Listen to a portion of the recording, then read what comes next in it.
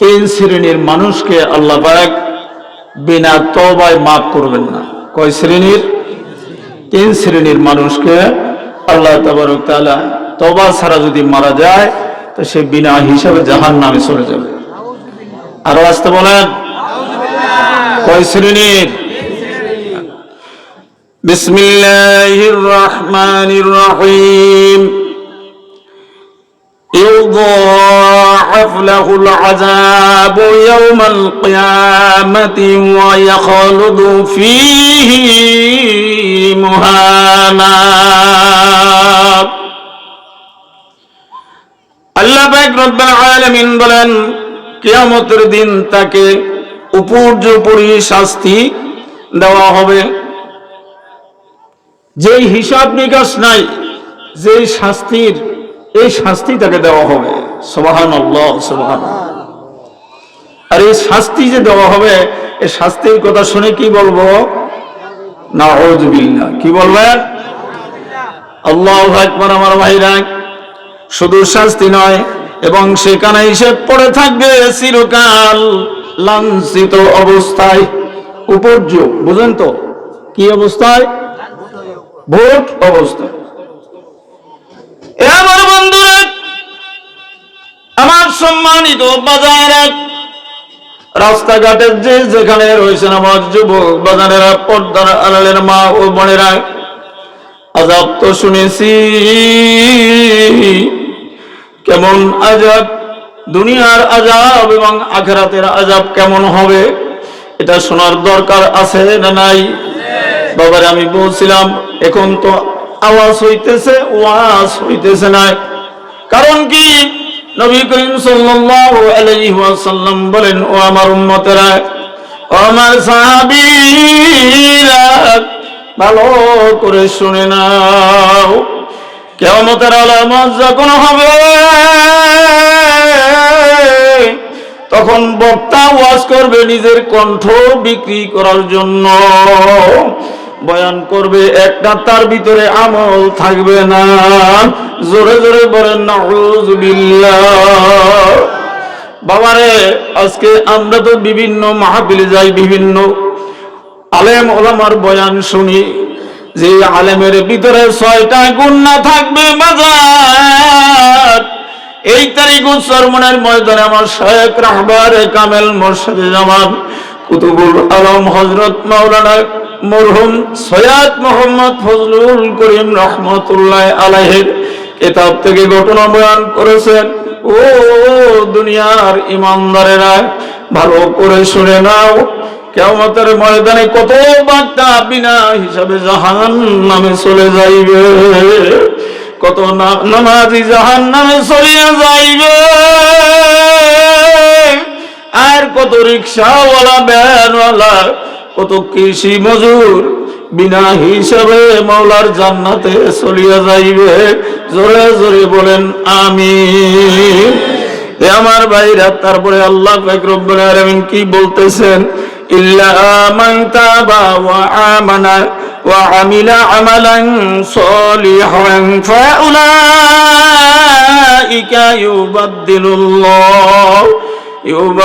ইউবাদদিলুল্লাহু সাইয়্যাতিহিম হাসানাতি ওয়া কানা আল্লাহু গফুরুর রহিম। আল্লাহু আকবার। এ আমার ভাইরা, আমার বন্ধুরা, আজকে কোরআনের কথা শুনতে আমাদের মজা লাগে না, কিন্তু বিভিন্ন গান বাজনা, নোবেল, নাটক, এগুলি আমাদের ভালো লাগে। জোরে কোন কথা ঠিক না বেঠি? এ আল্লাহর বান্দারা, কোন সময় আছে তোমার মতন আমার মতন কত বৃদ্ধা, কত যুবক অল্প সময়ের ব্যবধানে দুনিয়া ত্যাগ করতেছে রে বাজার। কিন্তু তোমার আমার কি হইল? বাড়ির দরজায় আজকে মাদ্রাসার সামনে কোরআনের মাহফিল, কত হাক্কানি উলামা ইকরাম দূরদেশের থেকে এই ময়দানে এসেছে, কিন্তু আপনার আমি একটু সময় দিতে পারি না। কথা ঠিক না বেঠিক?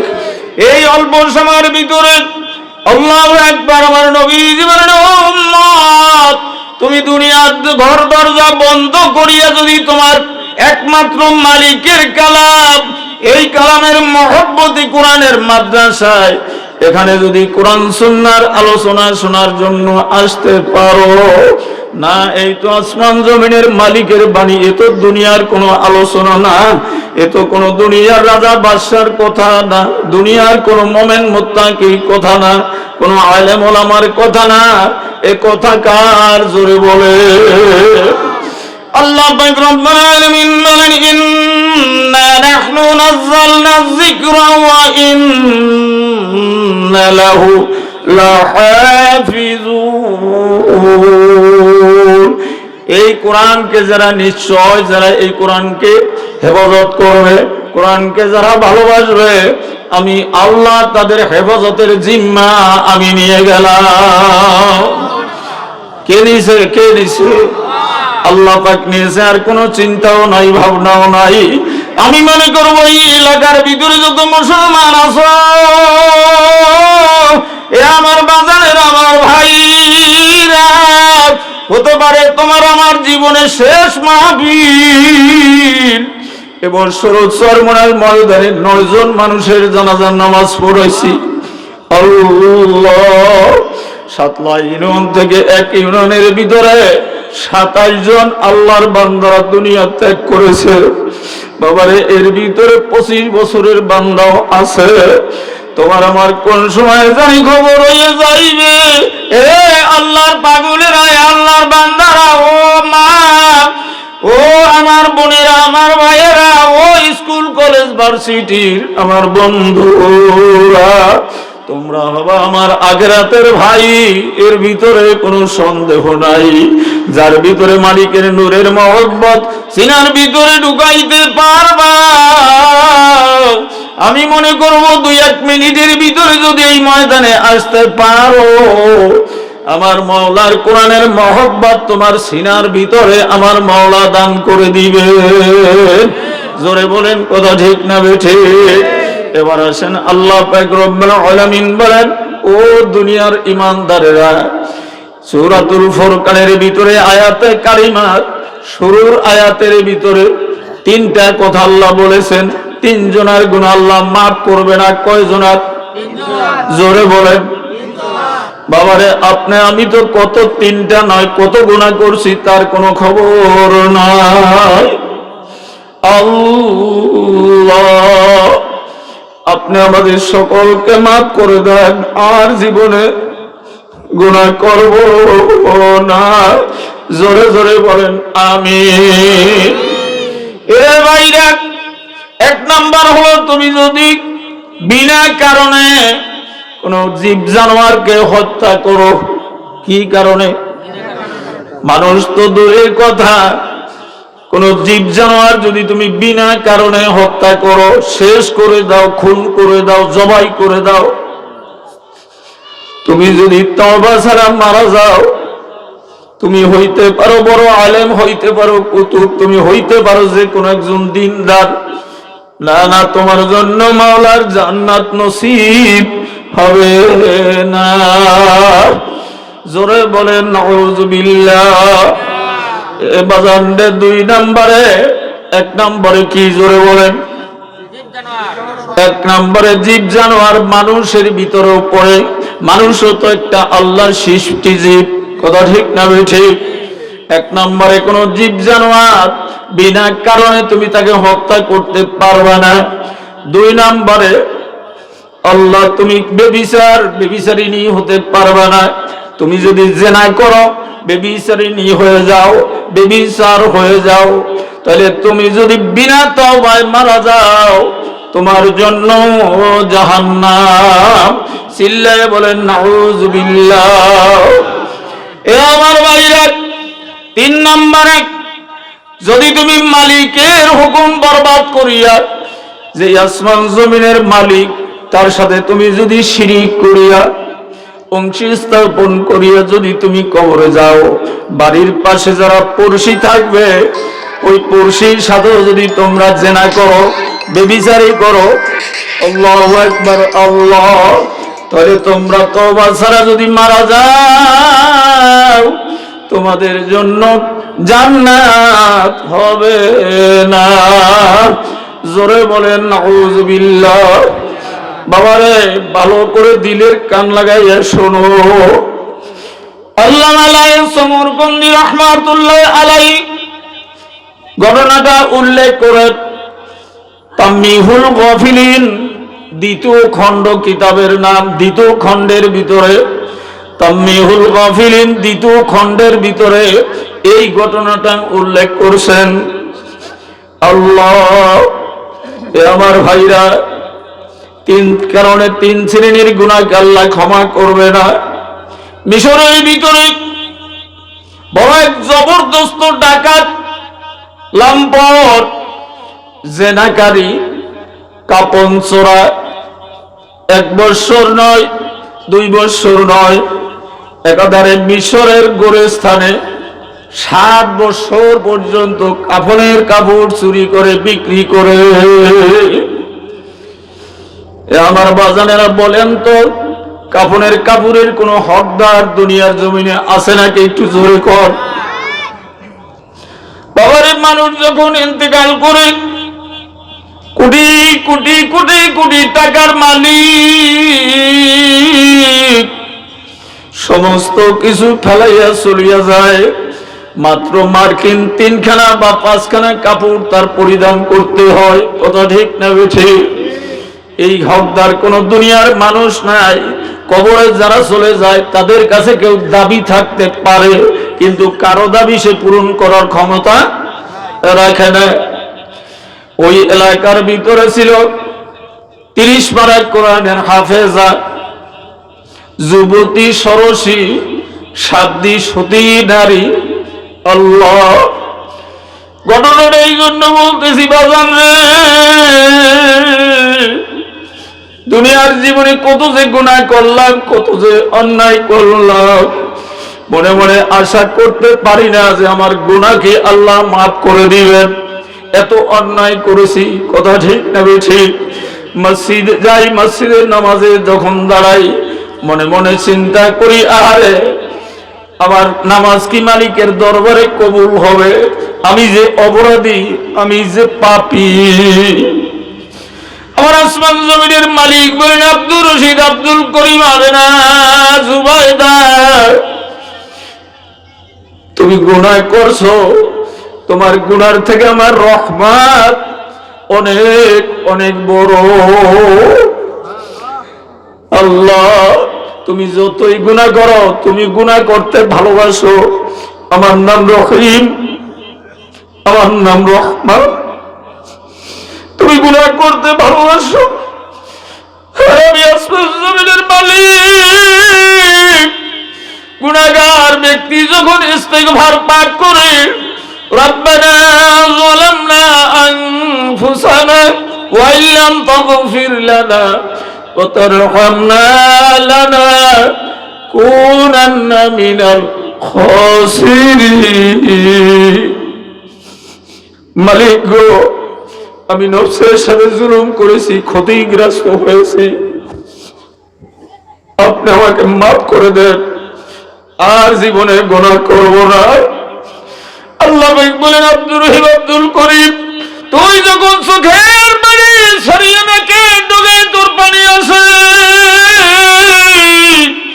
আমি আসমান জমিনের মালিক আমার কুদরতিতে ঠান্ডা হয়ে যায়। আল্লাহু আকবার। আমি তোর আওয়াজ শুনতে দেরি হয়, তোর গুনাহ মাফ করতে আমার দেরি করি না। এই হলো দয়ার মালিক। এই মালিককে চেনার দরকার আছে না নাই? বাবা, ওই ব্যক্তি এলাকার ভিতরে 30 পারা কালামের হাফেজা, এবার ওই লম্পট মনে মনে চিন্তা করতেছে, আহারে জীবদ্দশায় আমি তার সাথে মনস্কাম পুরা করতে পারি নাই। শোনা গেল ওই আম্মাজান যুবতী নারী দুনিয়ার থেকে ইন্তেকাল করেছে। ইন্তেকাল করার সাথে সাথে লম্পট পিছনে পিছনে ঘোরা শুরু করেছে। কারণ কি? মনের উদ্দেশ্য কি? জোরে কর। মনের উদ্দেশ্য খারাপ, মনের মনস্কাম পুরো করার জন্য চিন্তা করতেছে, আরে জীবদ্দশায় তোর সাথে পারি নাই, তুই যখন মারা গেছো এবার আর তোর কোনো নিস্তার নাই। আস্তে আস্তে বলবেন নাকি নাউযুবিল্লাহ। দাফন করিয়ে যখন আসছে ওই লম্পট কবরস্থানে যাইয়া কবর খনন করিয়া আল্লাহ আমাদেরকে আপনি মাফ করিয়ে দেন। এর মাঝে কবর খনন করিয়ে দেখে রূপসী সুন্দরী, এমন সুন্দর নর্তকী জীবনে দেখে নাই। ও তো আর নর্তকী না, উনি তো কোরআনের হাফেজ। বিসমিল্লাহর বাদ থেকে শুরু করে অন্নাসের সিন পর্যন্ত তার সিনার ভিতরে ফিট করে দিয়েছেন কে? বাবারে, বর্তমান জামানায় এমন কিছু লম্পট আছে কোরআনকে পদদলিত করতে ভয় করে না। জোরে কান নাউযুবিল্লাহ। যেই নবীর উম্মত আপনি আর আমি, যেই নবী আপনাকে আমাকে কিয়ামতের ময়দানে ভুলবে না, এই নবীজিকে গালি দিতে আমরা কিছু না ফরমানের দল আছে কার্পণ্য করে না। কথা ঠিক না ঠিক?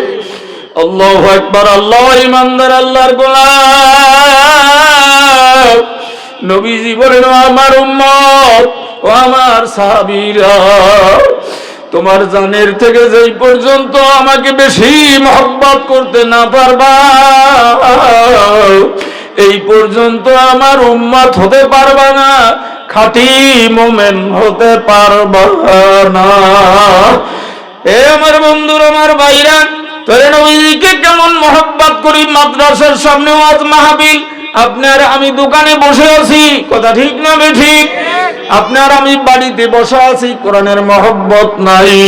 কারণ কি, আমার পূর্বে যে হুজুর বয়ান করলেন, ইন্নামাল মুমিনুনা আল্লাযীনা, আল্লাহ সূরাতুল আনফাল থেকে বয়ান করেছেন যে মুমিন যখন আল্লাহ পাকের কথা শুনে, জিকির শুনে, মুমিনের অন্তর থরথর করে কাঁপা শুরু করে দেয়।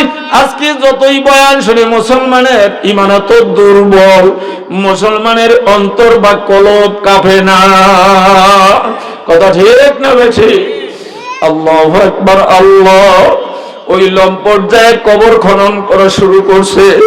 বাজান রে, কানের সুখের জন্য বলছি না, হেদায়েতের জন্য বলছি। হেদায়েতের মালিক কে? জোরে বলেন, আরো জোরে বলেন কে? আল্লাহ যদি হেদায়েতের মালিক হয়, ওই আসমান জমিনের মালিক একটা নাফরমানকে এই ময়দানে বসাইয়া ওলি বানাইয়া দিতে পারে কি পারে না? এই বিশ্বাস কার কার আছে? আল্লাহু আকবার। আল্লাহ আপনি কবুল করে নেন, জীবনের গুনাহগুলি আপনি মাফ করে দেন। জোরে বলেন আমিন।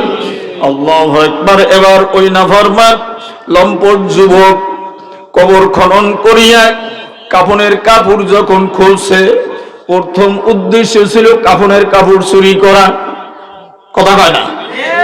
এরপরে যখন ওর রূপ চেহারা দেখছে, এখন ওই যুবক নিজের মুখে স্বীকৃতি দিতেছে যে আমাকে যেন শয়তান বারবার ধোঁকা দিচ্ছে। আরে যুবক রে, এমন চান্স তুই হারাবি না। আল্লাহ এমন কথা যখন বারবার আমাকে শয়তান ধোঁকা দিতেছে, আমি এক পর্যায়ে আমি শয়তানের প্রলোভনে পড়িয়া মালিক রে বলিয়া, আমি তো বড় দাগি কাফন চোরা, আমি ওনার সাথে অপকর্মে লিপ্ত হই। আল্লাহ মনের আমার ইচ্ছা, হঠাৎ করে ওই যেই ব্যক্তি কবরে কোরআনের হাফেজ, ওই ব্যক্তি মালিক কেমন করে কোরআনকে হেফাজত করে? কোরআন যার সিনার ভিতরে থাকে তাকে হেফাজত করবেন কে? বাবারে, এলাকার আমার ভাইরাই মাদ্রাসাকে যারা হেফাজত করবা, কোরআনকে হেফাজত করা হবে কি হবে না? জোরে বলেন। এই মাদ্রাসায় তো কোরআন শিক্ষা দেওয়া হয়। এবার এই কোরআনী মাদ্রাসা দুনিয়া থেকে বিলুপ্তর পথে চলছে। কারণ কি, নামকে হস্তে মুসলমান আমরা দাবি করেছি, যদি আমার দলের বিপক্ষে যায় তো আর মাদ্রাসায় আমি নাই। কথা কয় না? আমার জান চলে যাবে, আমার শহীদ হয়ে যাবে মনে, তবু মালিকের কোরআন সিনার ভিতরে ধারণ করব। মালিকের কোরআন আমার সিনায় নাই। আমি মাদ্রাসাকে ভালোবাসবো, আলেম ওলামার সাথে সম্পর্ক রাখবো আজীবন পর্যন্ত। এমন যদি নিয়ত থাকে, হাতটা আমার মালিকরে দেখায় দাও। আল্লাহ, আপনি আমাদেরকে সাথ প্রতিজ্ঞা করার তৌফিক দান করে দেন। জোরে বলেন আমিন। এবার কবর খনন করার কাফনের কাপড় যখন খুলছে, কয় মালিক রে, তুমি না বলছো যারা কোরআন সিনার ভিতরে থাকে তাকে নাকি তুমি হেফাজত করবা। দুনিয়ায় আমার সতীর্থ কেউ তো দেখতে পারে নাই, দুনিয়ায় আমি তো বেপর্দা হই নাই। তুমি কোরআনে বলেছো যে হে নারীরা, নবীর পত্নীরা, তোমরা মাথাকে নিচের দিকে রাখো, পর্দায় থাকো, বেপর্দা হইও না, দায়ুস হইও না। আল্লাহ, আমি তো হায়াতে জিন্দিগি আপনার হুকুম আমি পালন করেছি।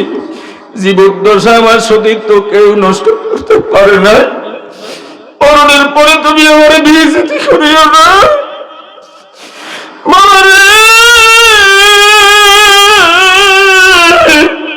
আমার মালিককে যারা সঙ্গে লইয়া মৃত্যুবরণ করতে পারবা, ওই আমার মালিক তোমারে আমারে দুনিয়ায়ও কাঁদাবে না, কবরেও কাঁদাবে না। জোরে বলেন আমি। अरे गरीब में देने तू तैयार है, जो न मांगे इससे तू बेजार है। আমার আল্লাহ পাক রব্বুল আলামিন বলেন, আব্দুর রশিদ, আব্দুল করিম ও আমিনা ও জুবাইদা, দুনিয়ার মানুষের কাছে চাইলে দুনিয়ার মানুষ বেজার হয়, আর আমি এমন তোর একজন মালিক, আমি তোর একজন প্রভু, আমার কাছে না চাইলে আমি বেজার হয়ে যাই। জোরে বলেন সুবহানাল্লাহ। চাইতে হবে কার কাছে? মাওলার কাছে চাইতে হবে। আজকে আল্লাহর নাম লইতেও মুসলমানের একটু শরম শরম লাগে। জোরে বলেন নাউযুবিল্লাহ। এবার ওই আল্লাহর বান্দি আল্লাহর কাছে ফরিয়াদ করছে, মাবুদ গো, আমাকে তুমি ইজ্জতের মালিক, জিল্লাতের মালিক তুমি, আমার ইজ্জতকে তুমি হরণ করতে দিও না। আল্লাহ আল্লাহ এর ভিতরে মুর্দা মানুষ, মুর্দা বান্দি ওই কবরের ভিতর থেকে জীবিত হইয়া দাঁড়াইয়া বলতেছ, যুবক দাঁড়া দাঁড়া।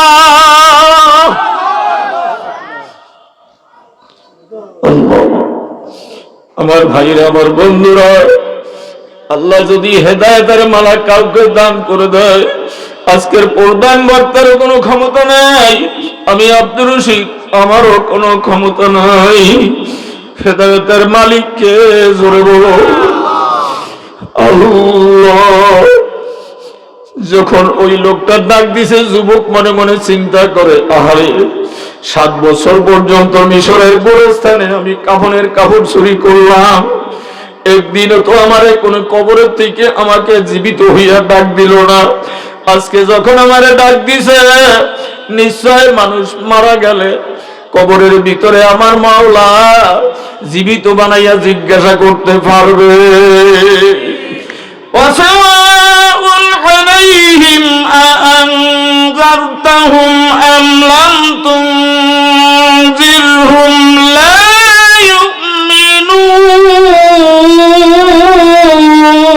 يؤمنون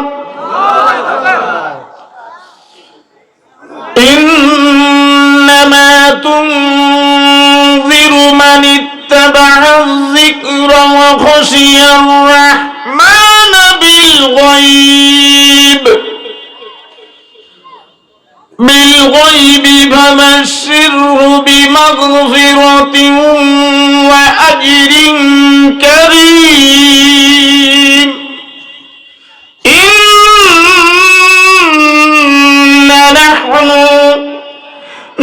الموت ونكتب ما قدموا وآثارهم وكل شيء أحصيناه في إمام مبين কার কথা আমার বন্ধুরা আমার ভাইরা ভালো করে শোনো দিলের কানটা লাগাইয়া দাঁড়াবো এবার যুবক মনে মনে চিন্তা করতেছে আহারে আমার কবরে শাস্তি হবে আমার কবরে আযাব হবে ওইখান থেকে ওই মর্দাকে ওই মাইয়াটাকে কুমরিলিন নারীকে কোরআনের হাফেজাকে কবরে সুন্দর করে রাখিয়া এবার দৌড় মারছে আরে আমার তো জাহান্নাম ছাড়া উপায় নাই যেহেতু আল্লাহ পাক রব্বুল আলামিন সূরাতুল ফুরকানের ভিতরে বলেছেন যে এই ব্যক্তি পাশে পড়শির সাথে জিনা করবে যে এই ব্যক্তি ব্যভিচারী করবে জিনার মতন খারাপ কাজ যারা করবে এই অবস্থায় যদি ওই ব্যক্তি মারা যায় তওবা বিহীন মারা যায় তার জন্য জাহান্নাম তাহলে আমার উপায় নাই মনে মনে চিন্তা করতেছে আহারে কার দরবারে যাব এবার রাহমাতাল লিল আলামিন সাইয়্যিদুল মুরসালিন শফিউল মুযনিবিন সরকারে দু আলম কায়নাত তাজদার মদিনা হুজুরে পূর্ণ সাল্লাল্লাহু আলাইহি ওয়াসাল্লামের দরবারে রওনা করছে কিসের জন্য জোরে কর তওবার জন্য ইস্তিগফারের জন্য এত বড় নাফরমান দুনিয়ার জমিনে কেউ নাই আছে নাকি ও বন্ধুরা আমার যুবক বাজানেরা ভাইরা এত বড় অন্যায় আপনার আমি কোশ্চিন কালেও করি নাই করতেও পারি না এই পৃথিবীর জমিনে আর কোনো ইতিহাস নাই এবার যুবক বলতেছে রওনা করছে চোখে পানি আসমানের দিকে তাকায়া কাঁদে ও মালিক তুমি আমাকে মাফ করে দাও আদম আলাইহিস সালামকে 350 মতান্তরে কম বেশি কাদার পরে তুমি ভুল করেছো এইটা তুমি ক্ষমা করে দিয়েছো একটা নামের কারণে সেই নাম হলো সাইয়্যিদুল মুরসালিন হযরত মুহাম্মদ মুস্তাফা সাল্লাল্লাহু আলাইহি ওয়াসাল্লামের কালিমা তোমার নামের সাথে যোগ করার কারণে ওই বন্ধুর নামের কারণে যদি আমাকে তাকে মাফ করে দিতে পারো তাহলে আমি তো সেই নবীর উম্মত আল্লাহু আকবার বলে না আমি তো সেই নবীর উম্মত তোমার বন্ধুর ওসিলা করে আমাকে মাফ করে দিবানি আমার মনের বুঝায় আমি যেই অন্যায় করেছি এই অন্যায় আসমান জমিনের মালিক ক্ষমা করতে পারে না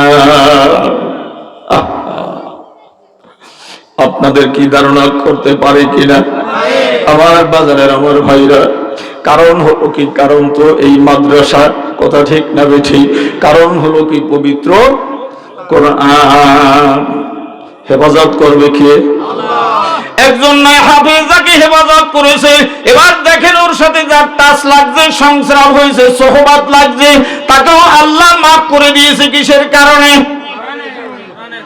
পথের ভিতরে হযরতে ওমর ফারুকের সাথে সাক্ষাৎ হযরতে ওমর জিজ্ঞাসা করে যুবক তুমি কই যাইতেছো আরে তুমি কি নতুন আইছো তুমি কি আমারে চেনো না আমার নাম ওমর এবার জিজ্ঞাসা করতেছে আমি যাই নবীজির দরবারে আমার জীবনে এত গুনাহ করেছি আল্লাহ কি আমার এই গুনাহ ক্ষমা করবে ওমর কই যুবক তুমি কি অন্যায় করেছো তোমার অন্যায়ের দ্বারাটা আমার কাছে বলো আমি এত অন্যায় করেছি জমিন থেকে আসমান বরাবর গুনাহ করেছি কই যাও আমার আল্লাহ ক্ষমা করে দিবে আল্লাহু আকবার কয় না ইত্তেকো বেশি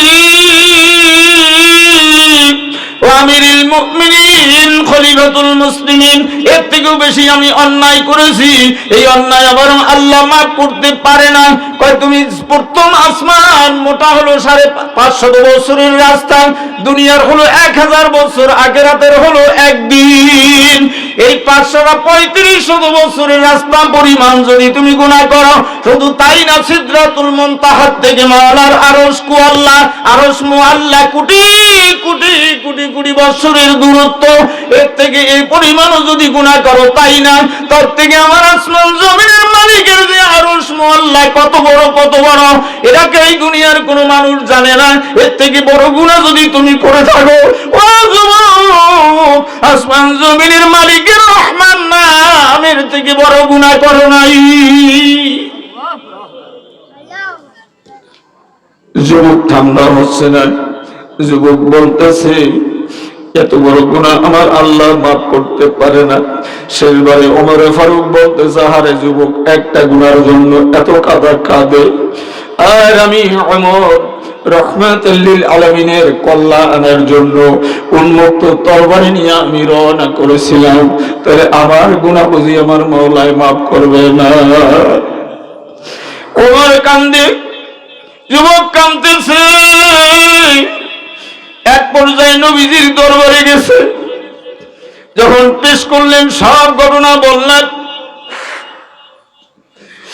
রহমাতুল লিল আলামিন বললেন, ও যুবক, কাফনের ভাগীদার দুনিয়ার জমিনে কেউ নাই, কেমন করে তুই এইরকম অন্যায় করলি?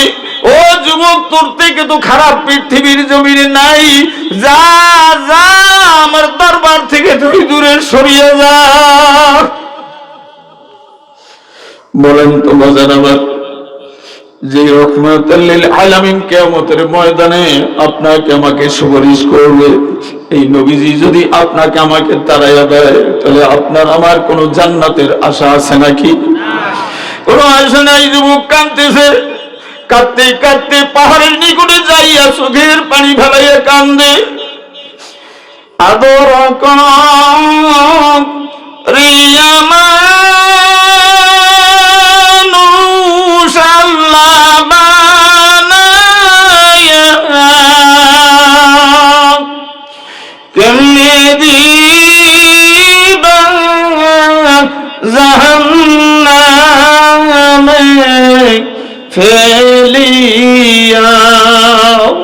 করুণ শুনে কাঁদতেছে। জিবরিল আমিনকে পাঠাই দিলেন যে আমার বন্ধুর কাছে যাও, আমার বন্ধু কি মানুষ বানাইছে নাকি? কই না। জিজ্ঞাসা করো, আমার বন্ধু জান্নাত বানাইছেনি, আমার বন্ধু জাহান্নাম বানাইছেনি? এবার জিবরিল আমিন সালাম দিলেন, ইয়া রাসূলুল্লাহ, ইয়া হাবিবাল্লাহ, আপনি কি জান্নাত বানাইছেন? কয় না। আপনি কি জাহান্নাম বানাইছেন? কয় না। তাহলে আপনি কি মানুষ মাফ করতে পারবেন? কয় না। আপনি কি মানুষকে জাহান্নামের আসামি বানাইতে পারবেন? কয় কোনোটাই পারবো না, সব ক্ষমতার মালিককে। এবার যাইয়া বলতেছে, নবী,